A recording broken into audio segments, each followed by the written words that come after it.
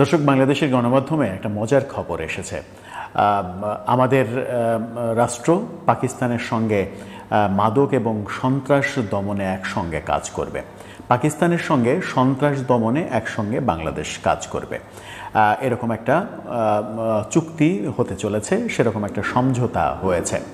বাংলাদেশের স্বরাষ্ট্র উপদেষ্টা এবং পাকিস্তানের স্বরাষ্ট্রমন্ত্রীর এই বৈঠকে এটা সিদ্ধান্ত হয়েছে। পাকিস্তানের স্বরাষ্ট্রমন্ত্রী বাংলাদেশে এসেছেন, ব্যাপক আপ্যায়ন পেয়েছেন এবং বাংলাদেশের স্বরাষ্ট্র উপদেষ্টার সঙ্গে বৈঠকে এই ব্যাপারে চূড়ান্ত সিদ্ধান্ত নিয়েছেন। এখন প্রশ্ন হচ্ছে দুটো। একটা হচ্ছে যে বাংলাদেশের স্বরাষ্ট্র উপদেষ্টা বাংলাদেশের আইন শৃঙ্খলা রক্ষার কাজে কি সফল, এই প্রশ্নের উত্তর খুঁজব। আবার পাকিস্তানের সঙ্গে সন্ত্রাস দমন এই ব্যাপারে কাজ করবে। পাকিস্তান কি কোনো সুস্থ রাষ্ট্র, নাকি পাকিস্তান একটা সন্ত্রাসী রাষ্ট্র? সেই দুই আলোচনাটা ব্যাখ্যা করলেই বোঝা যাবে আদতে সরকার কোন পথে হাঁটছে। থাকবেন পলিটিক্স টিভির নিয়মিত আয়োজনে।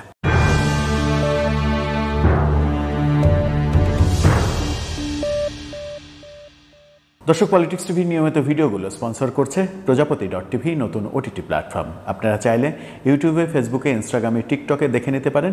ডেসক্রিপশন বক্সে লিঙ্ক দেওয়া থাকবে, সেখান থেকেও আপনারা দেখে নিতে পারেন প্রজাপতির কার্যক্রম। চলে যাচ্ছি মূল ভিডিওতে। বলছিলাম পাকিস্তানের সঙ্গে বাংলাদেশ সন্ত্রাস দমনে একসঙ্গে কাজ করবে, এরকম একটা সিদ্ধান্ত হয়েছে। গণমাধ্যম কি বলছে সেটা আগে জেনে নিই, তারপরে এটার পর্যালোচনা করে আমরা বোঝার চেষ্টা করব যে ব্যাপারটা কতটা ভালো হচ্ছে, কতটা ভালোর দিকে যাচ্ছে। বাংলাদেশ সরকার কি অসাধারণ সিদ্ধান্ত নিয়ে ফেলেছে। গণমাধ্যমের শিরোনামে বলা হচ্ছে, মাদক সন্ত্রাস দমনে একসঙ্গে কাজ করতে চাই বাংলাদেশ এবং পাকিস্তান। শিরোনামটা দেখে নিন। সেখানেই বলা হচ্ছে, স্বরাষ্ট্র উপদেষ্টা জাহাঙ্গীর আলম চৌধুরীর সঙ্গে সাক্ষাৎ করেছেন ঢাকা সফররত পাকিস্তানের স্বরাষ্ট্রমন্ত্রী মহসিন রাজা নাকভি। স্বরাষ্ট্র মন্ত্রণালয়ের এক বিজ্ঞপ্তিতে এটা জানানো হয়েছে, মাদক এবং সন্ত্রাস দমনে বাংলাদেশ এবং পাকিস্তান একসঙ্গে কাজ করতে প্রত্যয় ব্যক্ত করেছে। দুপুরে সচিবালয়ে পাকিস্তানের স্বরাষ্ট্রমন্ত্রী, এশিয়ান ক্রিকেট কাউন্সিলের প্রেসিডেন্ট ও বাংলাদেশ ক্রিকেট বোর্ডের চেয়ারম্যান ও পাকিস্তান ক্রিকেট বোর্ডের চেয়ারম্যান মহসিন রাজা নাকভি সাক্ষাৎ করতে গেলে তিনি এইসব কথা বলেন। বৈঠকে পুলিশ প্রশিক্ষণে দুই দেশের পুলিশ একাডেমির পারস্পরিক সহযোগিতা, কূটনৈতিক ও অফিসিয়াল পাসপোর্টধারীদের জন্য on arrival visa, Rohingya issue, cyber crime দমন, ব্যবসা বাণিজ্য বৃদ্ধি, পারস্পরিক স্বার্থ সংশ্লিষ্ট বিভিন্ন বিষয়ে আলোচনা হয়। বৈঠকে স্বরাষ্ট্র উপদেষ্টা বলেছেন, দুই দেশের কূটনৈতিক এবং অফিসিয়াল পাসপোর্টধারীদের জন্য অন অ্যারাইভেল ভিসা, অর্থাৎ আগে থেকে ভিসা করা লাগবে না। বিমানবন্দরে বাংলাদেশের মানুষজন পাকিস্তানের বিমানবন্দরে গেলেই অন অ্যারাইভেল ভিসা পাস হয়ে যাবে। পাকিস্তানের লোকজন বাংলাদেশে আসলেও বাংলাদেশ তাদেরকে অন অ্যারাইভেল ভিসা দিয়ে দেবে। কি অসাধারণ একটা ব্যাপার হতে চলেছে পাকিস্তানের সঙ্গে, কারণ পাকিস্তান তো আমাদের বন্ধু রাষ্ট্র, ঐতিহাসিক বন্ধু। সেই 1971 সালে মুক্তিযুদ্ধ থেকে পাকিস্তান আমাদের বন্ধু রাষ্ট্র এবং পরম বন্ধু। পাকিস্তান আমাদের বড় ভাইয়ের মতো, পাকিস্তান আমাদের অভিভাবকের মতো। সেই পরিবারে যেমন কলহ হয়, বিবাদ হয়, সেরকম একটা কলহ বিবাদ আন্তঃপরিবারের মধ্যে ঘটেছিল। সেখানে বড় ভাইরা আমাদের ছোট ভাইদের একটু শাসন করে বকে দিয়েছিল। বকে দিতে গিয়ে 30 লক্ষ মানুষ, পরিবারের 30 লক্ষ মানুষকে একটু হালকা করে হত্যা করেছিল। পরিবারের মধ্যে নৈতিকতার ব্যাপার আসলেও নিজেদের পরিবারের মধ্যে 2 লক্ষ মা বোনের সম্ভ্রম একটু কেড়ে নিয়েছিল। এই ব্যাপারগুলোই ঘটেছিল। কিন্তু ঐতিহাসিকভাবে পাকিস্তান কিন্তু আমাদের খুবই ঘনিষ্ঠ বন্ধু। এমনকি মহান মুক্তিযুদ্ধে সহযোগিতা করা ভারতের চাইতে কয়েক কোটি গুণ ভালো বন্ধু, এবং এটাই এই সরকার নানাভাবে প্রমাণ করতে বদ্ধপরিকর, উঠে পড়ে লেগেছে যেন। এখন প্রশ্ন দুটা, যে প্রশ্ন প্রথমে করেছিলাম, বাংলাদেশের স্বরাষ্ট্র উপদেষ্টা কি বাংলাদেশের আইন শৃঙ্খলা পরিস্থিতি নিয়ন্ত্রণ করতে সমর্থ হয়েছেন, নাকি স্মরণকালের ইতিহাসের সব থেকে ব্যর্থতার পরিচয় দিয়েছেন? উত্তর হলো, বাংলাদেশের আইন শৃঙ্খলা পরিস্থিতি একেবারে তলানিতে। সেই আইন শৃঙ্খলা পরিস্থিতি তিনি রক্ষা করতে পারেননি।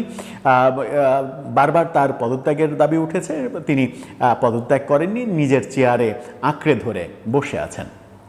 প্রশ্ন দুই, পাকিস্তান কি কোনো সুস্থ রাষ্ট্র, নাকি পাকিস্তান ঐতিহাসিকভাবে আন্তর্জাতিকভাবে স্বীকৃত একটা সন্ত্রাসী রাষ্ট্র, যে দেশে প্রতিদিন এমন কোনো দিন নেই যে মসজিদে, রাস্তাঘাটে, বাজারে বোমা হামলা হয়ে শত শত মানুষ মারা যায় না।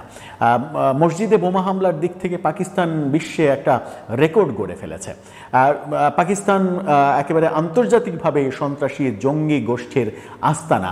যে পাকিস্তান কখনো সুস্থভাবে সরকার পরিবর্তন ঘটাতে পারেনি, পাকিস্তানে কখনো সুস্থভাবে সরকার পরিবর্তিত হয়নি, সেরকম একটা, এবং বলা হয় পৃথিবীর যে 2-3টা অকার্যকর রাষ্ট্র, সেই 2-3টা অকার্যকর রাষ্ট্রের মধ্যে পাকিস্তান একটা, এবং পাকিস্তান পুরোটাই একটা সন্ত্রাসী রাষ্ট্র হিসেবেই পৃথিবীতে পরিচিত। এমনকি পাকিস্তানে বিদেশি ক্রিকেট দল পর্যন্ত আক্রান্ত হয়েছে, যে কারণে শ্রীলঙ্কা দলকে আমরা আক্রান্ত হতে দেখেছি, যে কারণে বহুদিন পাকিস্তানে কোনো দল খেলতে পর্যন্ত যাওয়ার সাহস পায়নি, এবং আজ অবধি ভারত তাদের ওখানে খেলতে যায় না। কিন্তু বাংলাদেশ, আমরা এই ভারত পাকিস্তান যুদ্ধের মধ্যেও বড় ভাইদের আমন্ত্রণে সাড়া দিয়ে বাংলাদেশের খেলোয়াড়দের রিস্কের মধ্যে পাকিস্তানে কিন্তু ঠিকই পাঠিয়েছি, যে বড় ভাইদের বাড়িতে আমাদের নিরাপত্তার তো সমস্যা হবে না। যেভাবে সমাদর করেছিল 1971 সালে, সেভাবেই না হলে সমাদর করবে, তার চাইতে আর বেশি কিছু হবে না।